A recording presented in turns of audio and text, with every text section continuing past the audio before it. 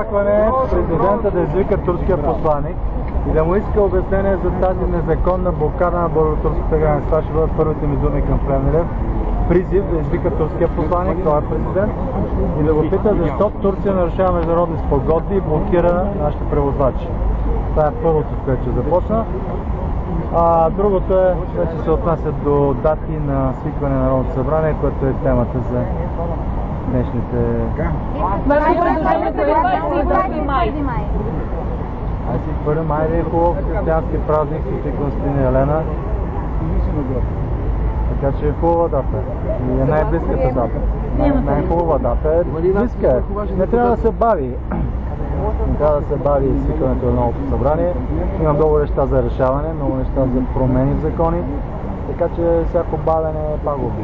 Господин Сидеров, водени са разговори и такива с ваши депутати за подкрепа на бъдещото правителство на това аз го съобщих на медиите, тъй като те ми се оплакаха, че ги търсят представители на ГЕРБ, тъй като ГЕРБ са така вече силно тренирани в това упражнение да разговарят, да подкупват, да привличат депутати от други групи. Знаете... ГЕРБ от БСП и ДПС става. Не, БСП и ДПС не знам да има обаче. Това го съобщи Бойко Борисов съобщи няколко лъжи тук на тези плочки и то е ясно какви. Единият блъф е, че имаме договаряне, така има договаряне с някаква друга партия. Това е абсолютно лъжа на Борисов, той лъжа, излъга днес. Знае много добре, че излъга. Това беше една реакция на оплашен човек. А защо оплашен? Защото предстои да излезат разкрития за неговото управление, които могат да донесат траиран костюм на самия него, на негови министри, освен вече злощастно известния Миро Найденов и на други. И в тази оплака той реагира с подобни случаите и блъвчета, както сам си ги определи като блъвчета, така казва, аз им пускам блъвчета. Като малко дете се радва на взето на постъпилите си, но и също като малко дете сърдито тропа с краче и иска касиране. Защо? Защото не му става играта. Каква му беше играта? Чрез фалшиви бюлетини, подготвени 350 хиляди, да си направи пак 115, 17, 20 депутата, да вкара сателитни партии като НФСБ, РЗС и Касим Дал, за който застана лично Ердоган. Да не забравяме, че кандидата на Касим Дал, Корван Исмаилов, се снима с Ердоган, турското знаме, с бюлетината на тази коалиция, с която Касим Дал участва и чието партньори на Касим Дал гостуват в телевизия СКАТ всеки ден. Значи това беше плана на Борисов. 115-20 депутати, две групички, които да го подкрепят, за да не е все пак самостоятелно управление, Атака вън и да няма кой да му смущава спокойствието. Само, че българския народ му показа, че плановете сметките не излизат. А официално стан казва, не са водени разговори. Аз казах няколко пъти, държа на открити разговори в Народното събрание, включително с медийно присъствие или с прозрачност максимално възможна, за да става ясно кой за какво се бори, кой какво иска и кой какво не иска. Това е единствения начин. Аз до сега не съм чул кой какво иска. Ясно. Господин Сидеров, сега обсъждаме само имена, фигури, силуети и така нататък. Аз с силуети не мога да дам подкрепа. Мога да дам на конкретни действия. И вие да се включил в едно правителство, ако там е ДПС и с вас никакви разговори не са водени, защото господин Местан каза, че няма начин въобще да говори с вас. Не изключи варианта да сте в още правителство, но не и да води разговори с вас. Вашият акцент непрекъснато са малки турски партии, като тази на Касим Дал. Как ще работите с ДПС тогава? Ние няма да работим с ДПС. Кой казва, че ще работим с ДПС? Как ще се разберете за програмно правителство? Няма да се разбираме с ДПС. Ще трябва да се разбираме с ДПС.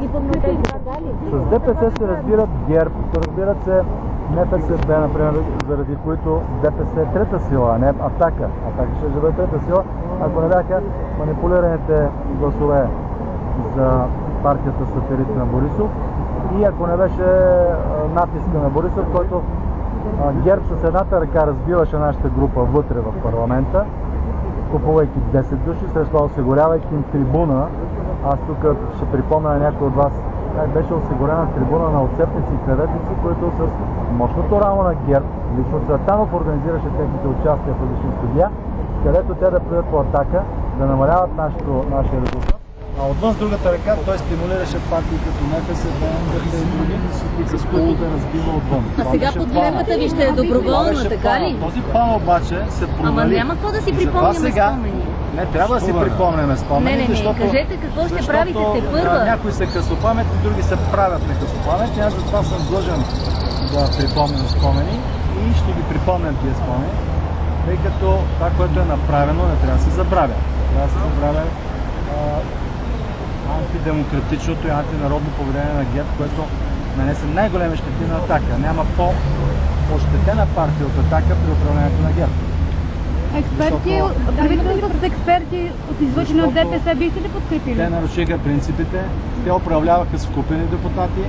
Това, между другото, не предизвикаше възмущението на обществеността и медиите на обществото, но не си имаше едно приглушено такова отношение.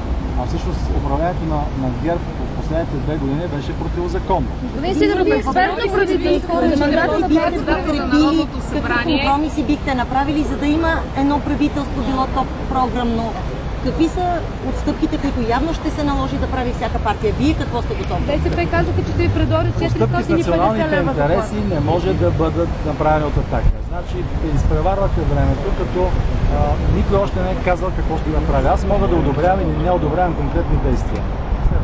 400 лева минимално заплата ще постави условие да не се пипа плоския данък. Очаква да застанат повече партии. ДПС постави условие, няма да подкрепи отмяна на плоския данък. Вие имате ли конкретна гледна точка? Нека да се поставят тези условия, да ги видим, да ги чуем с колегите. Вие в аванс и да нямате решим. условия. Какво в аванс? ДПС има, не иска отпадане на плоския данък. Аз не отговарям за ДПС. Не, принципно говорим. Отговарям за партия Атака.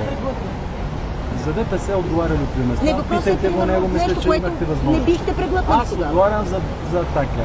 Когато видим точно посочени условия, програмен план, срокове за изпълнение, действия, тогава мога да ви кажа и ще ви кажа и ще държа да ви го кажа, това получава нашето одобрение, това не. В този момент няма как да коментирам на ще направите заплата 1000 лева. Експерти има ли, които искате вие да видите в промо? В България има много експерти, които са професионално изградени, квалифицирани хора с патриотични убеждения. Когато има експертно или програмно правителство, не се търси партийна принадлежност. Ако има партийно поставени лица, то тогава няма как да подкрепяме такова правителство. Тоест трябва да са безпартийни. Някой ваш депутат може да бъде Трябва да са безпартийни, разбира се. Дори един депутат от вашата ръка бъде наказуран, но ДПС и БСП ще имат 121 човек. Нямате ли се от тази? Аз мисля, че вие трябва да се притеснявате от напазаруване на депутати, от която да е партия. Това се е случило, миналия парламент се случи, ГЕРБ да направи в един брутален мащаб, не само от Атака, но и други политически партии.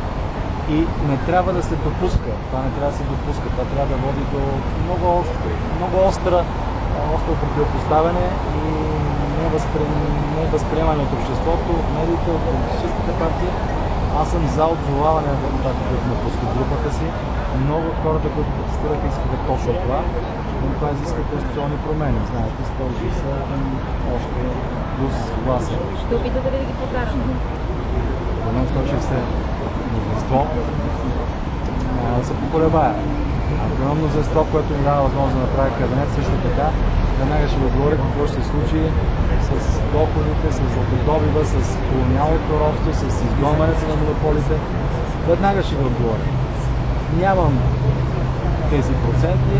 Народа отреди Атака да има 7,3%, т.е. да има ролята на коректив, да бъде очите и ушите на милиони българи, не само тия, които са гласували за Атака, и на много други българи, които искат, очакват и настояват за бързи действия.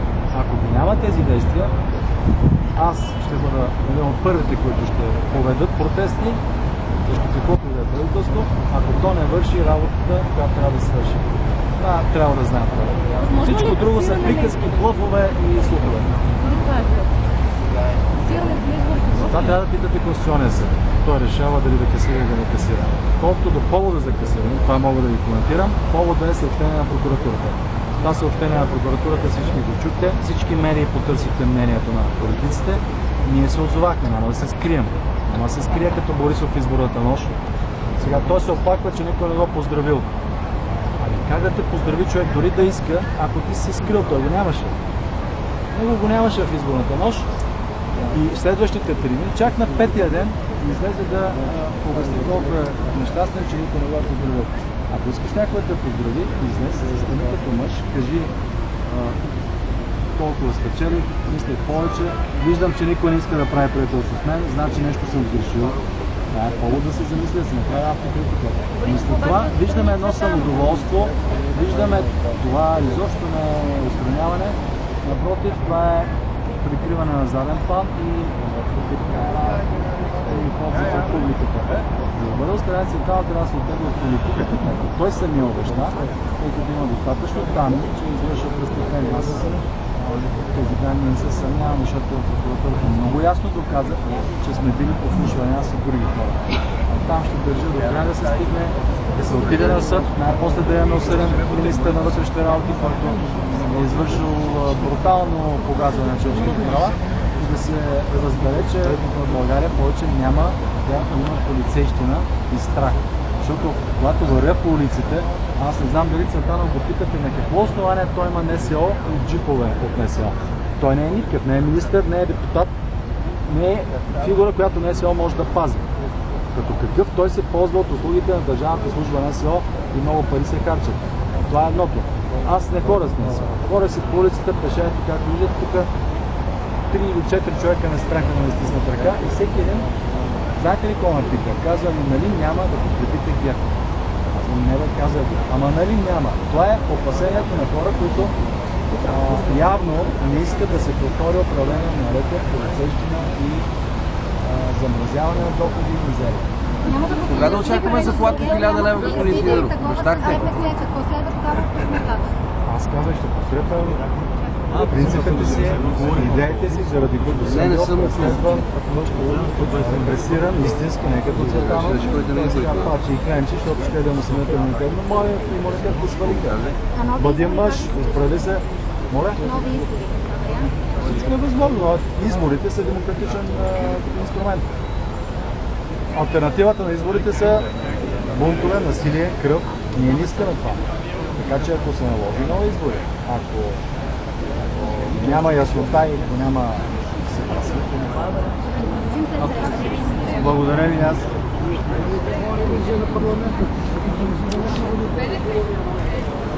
Господин Сидеров, даваш Балканджи Йово хубава навяра на турска вяра? Само това искам да ви кажа. Аз не давам. Даваш Балканджи Йово аз не я давам. хубава яра на турска вяра?